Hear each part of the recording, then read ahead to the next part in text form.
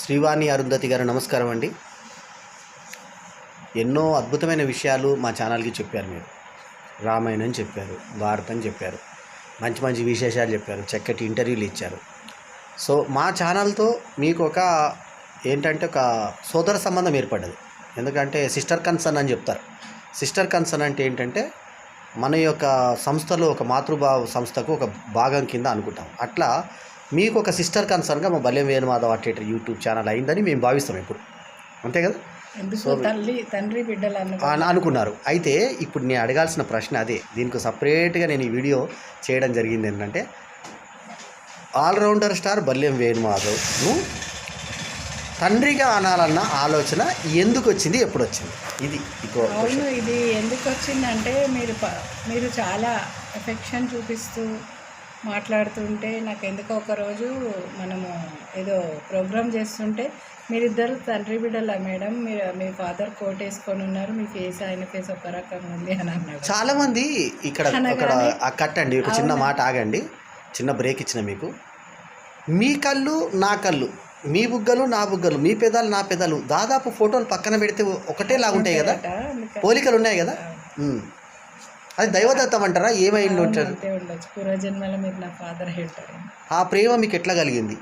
ఏమో స్టార్టింగ్ నుండి మీరు పలకరింపు మాట్లాడరు, వీడియోలు తీయడం, రామాయణం చెప్పినప్పుడు ఎక్కువ అనిపించింది. అట్లా నాకు ఎందుకో నా తల్లిదండ్రుల తర్వాత నేను బాగా కనెక్ట్ అయింది. అంటే ఈ వీడియో ముఖంగా చెప్తున్నా, ఈవెన్ నా జీవిత భాగస్వామి కన్నా కూడా ఎక్కువ ఆలోచనలు పంచుకున్నది ఇంటికి పెద్ద కూతురు నీతో. తర్వాత ఏదైనా బాధలు వచ్చినా చెప్పుకున్నది నీతో, ఏదైనా సమస్యలు వచ్చినా కూడా తీర్చింది నువ్వే. సో అన్నిట్లో కూడా ఒక చేదోడు వాదోడుగా ఉండేటువంటి భగవంతుడు కల్పించినటువంటి పురుషులకి సమస్య వస్తే నేనే వెళ్ళి తీరుస్తా. అందరి వేరు. నా ఛానల్ సమస్య నా తరఫున చెప్తున్నా, నాకైతే ప్రత్యేకంగా చూసినట్టు అనిపించింది. పిలిస్తే పలికి దైవం లాగా ఒక కూతురు రూపంలో నాకు దొరికింది అని చెప్పి ఆనందపడ్డా. కూతురు అనుకోవచ్చు, ఏ రూపంలో అమ్మవారు వచ్చి కాపాడింది అని అనుకున్నా. ఒక స్త్రీ శక్తి ఇంత బలంగా నా వెనకాల ఉన్నందుకు నాకు చాలా గర్వపడుతున్నా. తర్వాత నీ గురించి కూడా, నీ అభివృద్ధి గురించి, సొంతంగా నీవు అంటే ఆర్థికంగా నువ్వు పెరగకపోయినా జనాల గుండెల్లో ఒక దేవతలాగా, ఒక అక్కలాగా, ఒక తల్లిలాగా, ఒక చెల్లెలాగా, ఎందరో ప్రేమించేటువంటి ఒక గొప్ప మంచి మనీషిలాగా, మంచి మనిషి వేరు మనీషి వేరు, మహామనీషిగా ఎదిగినటువంటి నీ యొక్క వ్యక్తిత్వము ఆడవాళ్ళందరూ కూడా ఆచరించదగ్గటువంటి గొప్ప అనుసరణీయమైనటువంటి నడవడిక, పద్ధతి, మర్యాద. చాలా మంది అడుగుతారు, ఇంత మంచి క్వాలిటీస్ ఉన్న మిమ్మల్ని వదిలిన ఆ మూర్ఖుడేవాడు మీకు దగ్గర అంటే అది మీ పర్సనల్. ఇప్పుడు మీరు ఒక భక్తికి, ఒక వ్యక్తికి, ఇప్పుడు సీతాదేవిని కూడా అట్లనే అంటారు అనుకోండి. ఎవరు కారణం?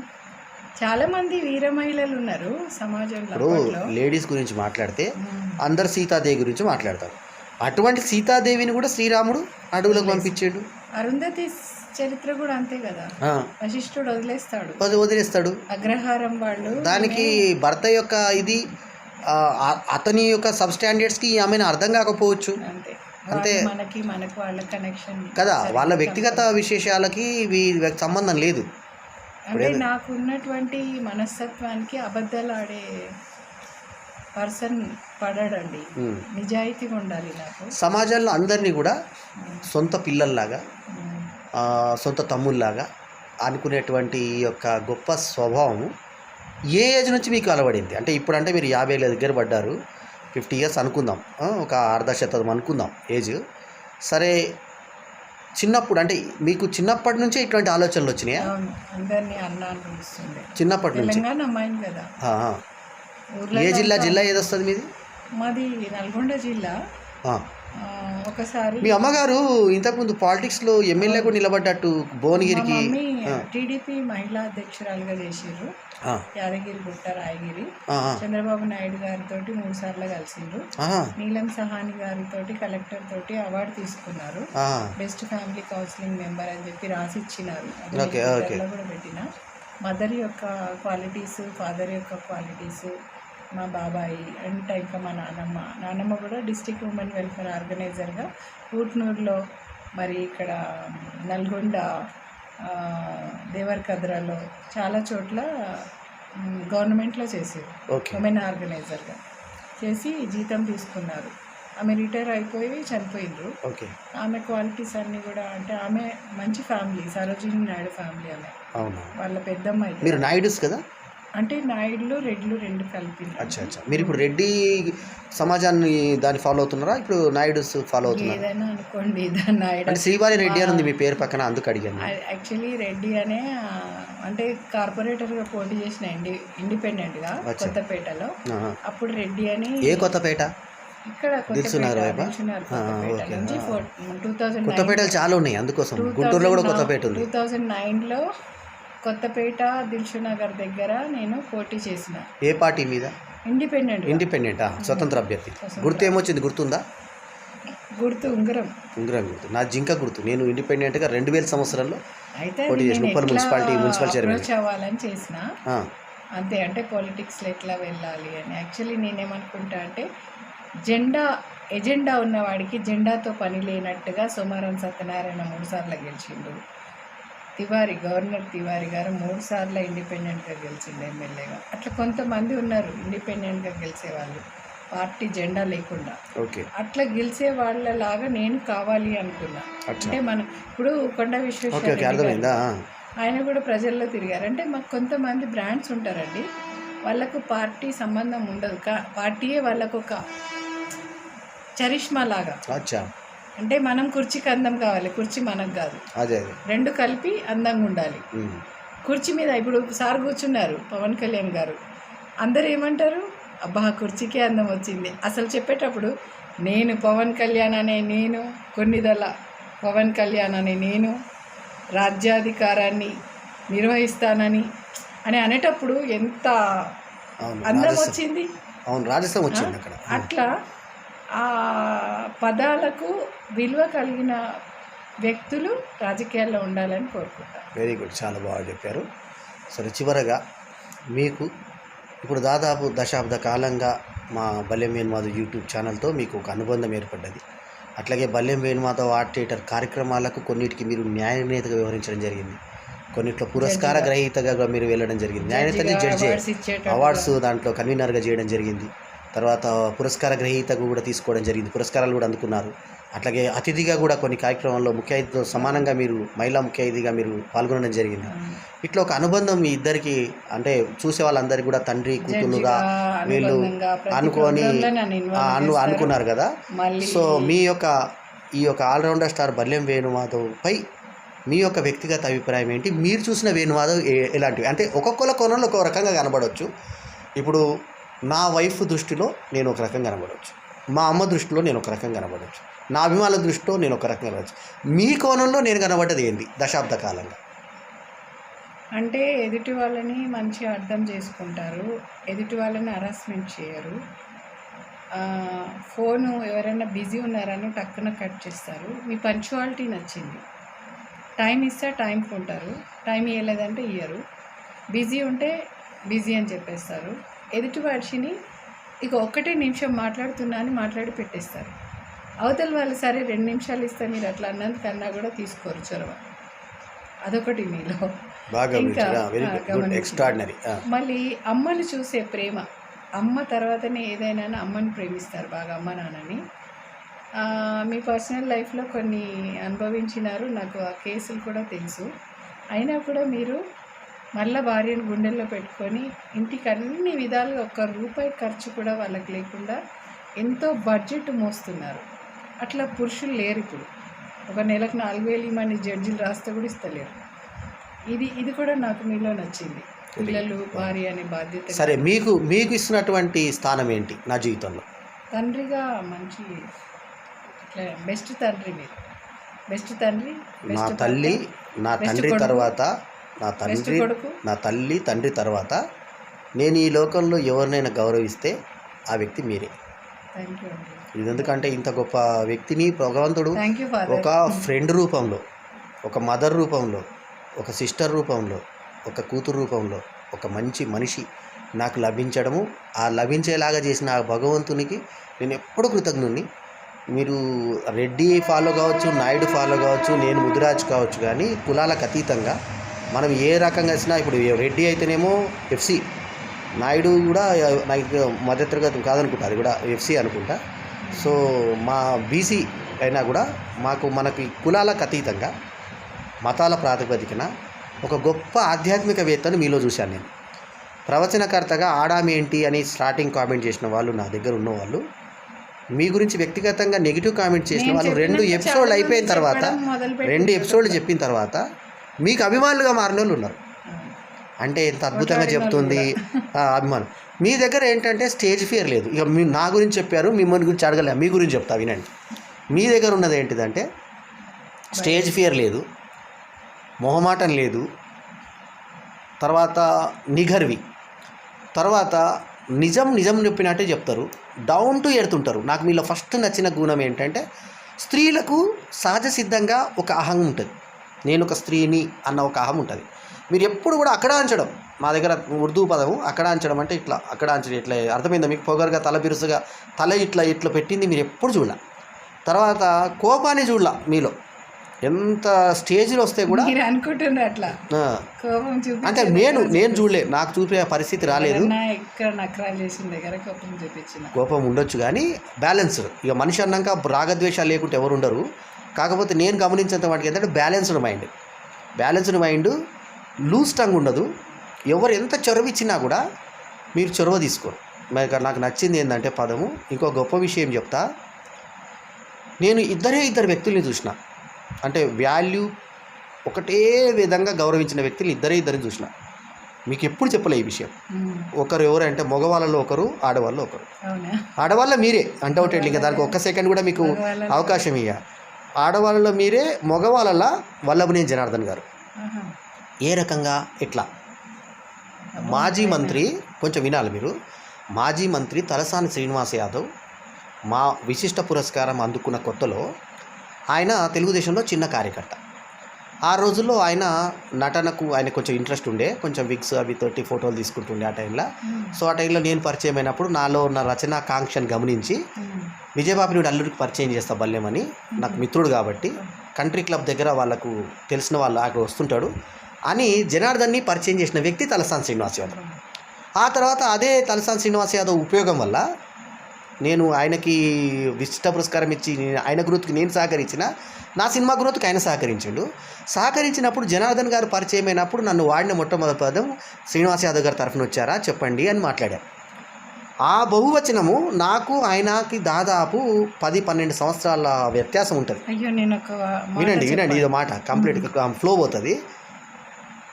నేను ఆయన పరమపదించే వరకు దాదాపు 25 ఏళ్ళు ఆయనతో నేను అసోసియేట్గా ఉన్నా. అంటే నాకు ఆయన సినిమాలకు రాసిన, డైలాగ్ రాసిన, ఆయన సినిమాకి పాటలు రాసిన, యాక్ట్ చేసిన, ఆయన దగ్గర కో డైరెక్టర్ చేసిన, ఆ తర్వాత డైరెక్షన్ నా సినిమాలకు చేసినప్పుడు ఆయన యాక్టర్గా చేసిండు. కో డైరెక్షన్ చేసినప్పుడు కూడా పక్కకి నిలబడ్డా కానీ ఎప్పుడు పేరే వేసుకోలేదు నేను. సో అట్లా చేసినటువంటి ఆయన చనిపోయే వరకు నువ్వు అనలేదు.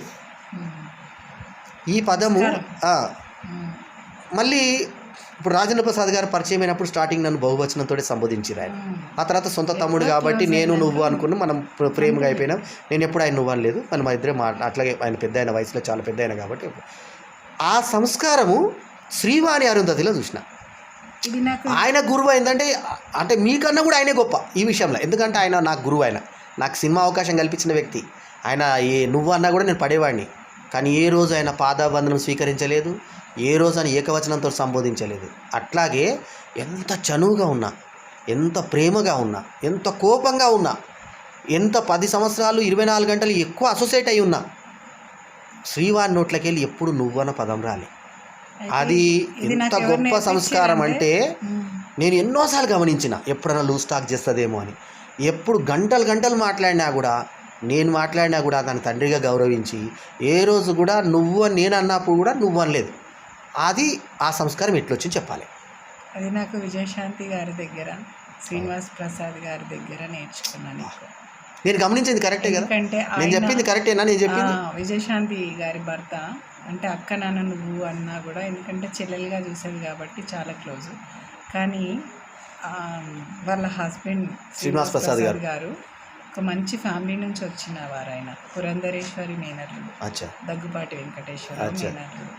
అయితే ఆయన ఎప్పుడు వాణి మీరు కూర్చోండి, మీరు తిన్నారా, మీరు ఇక్కడ రండి అంటే బహువచనంతో పిలిచేవాడు. మీరు ఇది అంటుంటే అంత పెద్ద అయినా ఎంత మంచి మర్యాద ఆడవాళ్ళని ఎంత రెస్పెక్ట్ ఇస్తున్నాడు చూడు. ఇది ఎందుకు నేర్చుకోరు జనాలు అనుకుంటుండే నేను. అచ్చా. అంతకుముందు నాకు ఉంది మర్యాద. మా నానమ్మ గారు నేర్పారు చిన్నప్పుడు. చిన్నప్పుడు నువ్వు అంటే నానమ్మని నువ్వు అనకూడదు, మీరు అనాలి. నేను జాబ్ నుంచి రాగానే కాళ్ళు మొక్కాలి, జాబ్ నుంచి మళ్ళీ నేను ఇంట్లో నుంచి వెళ్ళేటప్పుడు కాళ్ళు మొక్కి. సంస్కారం మీ నానమ్మ నేర్పించింది ఫస్ట్. నానమ్మ విమలా నాయుడు గారు ఆమె నేర్పించారు. ఆమె తమ్ముడు నాదముని నాయుడు, ఆయన బాగా ఫైటర్ అనమాట, స్విమ్మర్ అనమాట. బెస్ట్ స్విమ్మర్ అవార్డు చేసి అవార్డులో జాబ్ కొట్టిండ్రు ఆర్టీసీలో, డిపో మేనేజర్. చాలా ఆయన వాళ్ళ ఇంటికి వెళ్ళేది ఎక్కువ మేము.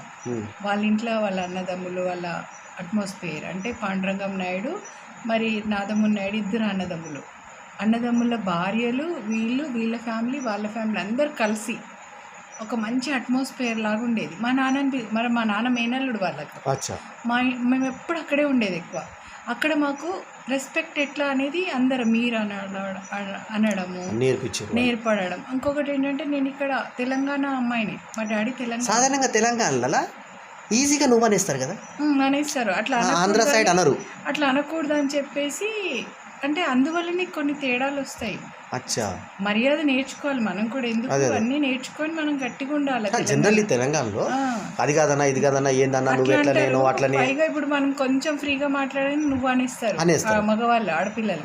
అట్లా అనకూడదు. ఆడపిల్లల్ని మంచి రెస్పెక్ట్ గా మీరు అని పిలవాలి. అది మీ యొక్క గొప్ప సంస్కారం, చాలా మంచి విషయము.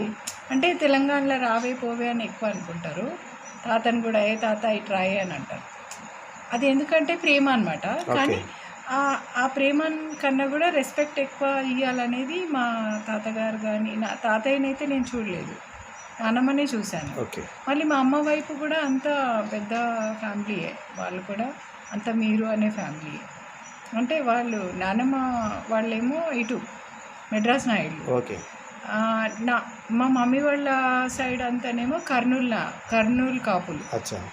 మా డాడీ ఏమో తెలంగాణ రేపు, అంటే సీడెడ్ ఆంధ్ర మూడు కలిసినాయి. ఇక మూడు సీడెడ్ ఆంధ్ర మన తెలంగాణ మూడు బాగా వెరీ గుడ్. కలిస్తే త్రివేణి సంగమం. ఇక అందరు సో మీ పక్క తెలుగు వాళ్ళు అన్నమాట. ఇక అంటే ఆంధ్ర రాష్ట్రం అని కాదు, తెలంగాణ కాదు, మూడు రాజ్యాలకి మీరే అధిపతి. Very good. నేనే అమ్మని. సరే, ఇది బాగుంది. మూడు అంటే ఆంధ్ర, తెలంగాణ, రాయలసీమకి నేను అమ్మని. అంతే కదా, ముగ్గురు నా పిల్లలు. అంతే కదా అని అనుకోండి. ఈ ఓర్పు నేర్పు ఎట్లా వచ్చినాయి? ఓర్పు జనరల్గా నేను కొన్ని విషయాలలో కొట్లాడితే నా వాళ్ళు కదా, వాళ్ళు బాధపడతారేమో అని వచ్చింది. ఇంకొక ప్రశంసనీయమైన ప్రశ్న అదేంటంటే, 50 ఏళ్ళు పడుతున్నా మీ ముఖంలో ఇంకా చిన్నపిల్లలాగానే ఆ యవ్వనం తొలగిసలాడుతుంది ఫేస్లో. అంటే ఫాదర్ అయ్యుండి కామెంట్ కాదు ఇది యాజ్ ఏ ఒక కెమెరామ్యాన్ అనుకోండి, పోనీ ఒక సినిమా దర్శకుడు అనుకోండి, ఆ దృష్టికోణంలో చెప్తున్నా. ఎందుకంటే కూతురుగా కామెంట్ చేద్దాం దాన్ని. అయినా సరే మీ మొహంలో అంటే ఆ చర్మము ఇది కానీ, నిగారింపు కానీ, ఆ తర్వాత కళ్ళల్లో ఉన్న వెలుగు కానీ, ఆ పెదవుల మీద నవ్వు కానీ, అవి అంటే ఎట్లా తగ్గిపోయింది. ఆ గ్లామర్ ఎట్లా మెయింటైన్ అవుతుంది అంటున్నా నేను ఈ ఏజ్కి. మీరు ఇంకొక 9 months క్రితం చూస్తే ఎట్లా అయిపోయినా కృంగిపోయి, కానీ ఇప్పుడు మళ్ళీ నన్ను నేను రెక్టిఫై చేసుకొని బాగా అయ్యాను. ఎందుకంటే ఒక డెమీ మోర్ ఎట్లా నటించింది. అంటే ఇప్పుడు మీరు మేకప్లో లేరు, వితౌట్ మేకప్, ఏ రోజు మేకప్ లేరు. మేకప్లో లేకుండే మీరు ఇంత క్లాస్గా అద్భుతంగా కనబడుతున్నారు. ఇప్పుడు మా ఫేస్లో అద్భుతంగా కనబడుతున్నారు. వాళ్ళు మేకప్ కొంచెం ఇస్తారు నాకు. అవునా? కానీ అవసరం లేదు మేడం మీకు అంటారు. న్యాచురల్గానే బాగున్నారు మీరు అంటారు. వాయిస్ కూడా మీరు చాలా బాగుంది, సింగింగ్ వాయిస్ కూడా. మీరు సింగర్ కూడా. 1000 పాటలు పైన స్మూలేలో పాడిరు, తర్వాత స్టార్ మేకర్లో పాడిరు. స్మూలేలో 1500 స్టార్ మేకర్ అని ఒకటి వచ్చింది. మీకు అభిమానులు కూడా చాలా మంది ఉన్నారు, నేను చూసి ఆశ్చర్యపోయినా. మీ ఫాలోవర్స్ దాదాపు 1000 మంది పైన ఉన్నారు మీకు. 2 లక్షల మంది. చూడండి, అంతమంది ఫాలోవర్స్. స్టార్ మేకర్ లో ఒక క్రియేట్ చేసినాను. Very good. ఏమనంటే అందులో ఎట్లా అంటే అట్లా పాటలు పాడుతుండే, స్లీవ్లెస్లలో కూడా ఎక్స్పోజ్ చేస్తుండే. మళ్ళీ ఒకరినొకరు అరైతురే అనుకుంటుండే చాటింగ్స్లలో. నేను చెప్పిన చూడండి, మనకు ఒక వెబ్సైట్ క్రియేట్ అయింది సింగర్స్కి, మనకి అవకాశం లేదు ఒకప్పుడు. ఇంత అవకాశం ఇచ్చిన దుర్వినియోగపరచుకోవద్దు ఈ ప్లాట్ఫారం అనేది మీరు చెప్పారు. గ్రూప్ డిస్కషన్ లో చెప్పిన. Very good. అప్పటి నుంచి అందరూ అదే ఫాలో అవుతున్నారు ప్రతి గ్రూప్ లో. ఇంకా స్మిలే కూడా అట్లనే అయింది. స్మూలే నాకు నేర్పించిందే మీరు. ఈ సందర్భంగా మరోసారి మీ కృతజ్ఞతలు. ఎందుకంటే స్మూలే నా జీవితంలో ఒక భాగమైంది. ఇవాళ అది ఉండలేను. రోజు ఏదైనా మనసు కొంచెం టైం దొరికినప్పుడు ఆహ్లాదం కోసం పాటలు పాడుతుంటా. సినిమా చూడని రోజు కంపల్సరీ పాటలు కొంచెము పాసా అనేది నేర్చుకోవాలని వనజాన్ ఒకరు నాకు చెప్పారు. ఏమనంటే సా పా దీంట్లో జోక్ చెప్తా, కింద నుంచి వాడండి అన్నమాట. కింద కూర్చొని వాడిర్రంట. ఆ రకంగా చూసుకొని మీ చక్కటి అంతకు నేను ఒక్కదాన్ని కూర్చొని సా పా సా అనుకున్నప్పుడు మంచిగా వస్తుంది రాగం. కొంచెం ఆ కెమెరా ముందు కొంచెం అనుకుతాను.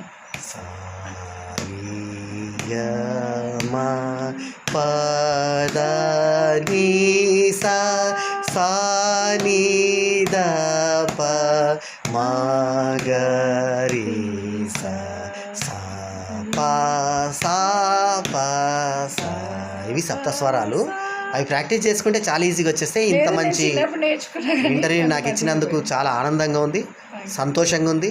మీ చిరునవ్వులు అవునా, నర్తకి కూడా. సో నర్తకి, గాయని, రాజకీయ నాయకురాలు, lawyer, what not everything allrounder. అచ్చా, వెరీ గుడ్. చేస్తావు. నా డైరెక్షన్లో ఖచ్చితంగా చేయాలని చెప్పి మనస్ఫూర్తిగా దీవిస్తూ ఈ యూట్యూబ్ యూట్యూబ్ ముఖంగా మీకు చక్కటి దీవెనను అందిస్తూ ఎల్లప్పుడూ భగవంతుడు ఆశీస్సులు మీకు ఉండాలా, ఎల్లప్పటికీ మంచిగా ఉండాలని చెప్పి మనస్ఫూర్తిగా ఆశీర్వదిస్తూ ఇటువంటి కూతురునిచ్చిన భగవంతునికి మరోసారి నాకు దండాలు తెలియజేసుకుంటూ, వందనాలు తెలియజేసుకుంటూ థ్యాంక్ యూ అండి. ఇంత మంచి 4 ఇంటర్వ్యూలు ప్లస్ ఈ ప్రస్తుత వీడియో ఇచ్చినందుకు ధన్యవాదాలు. అందరూ బాగుండాలి, అందులో మనం ఉండాలి. అందరూ బాగుండాలి, అందులో మనం ఉండాలి. సర్వే జన సుఖినో భవంతు. శుభం. జై శ్రీకృష్ణ. జై శ్రీరామ్. జై శ్రీరామ్. కలియుగ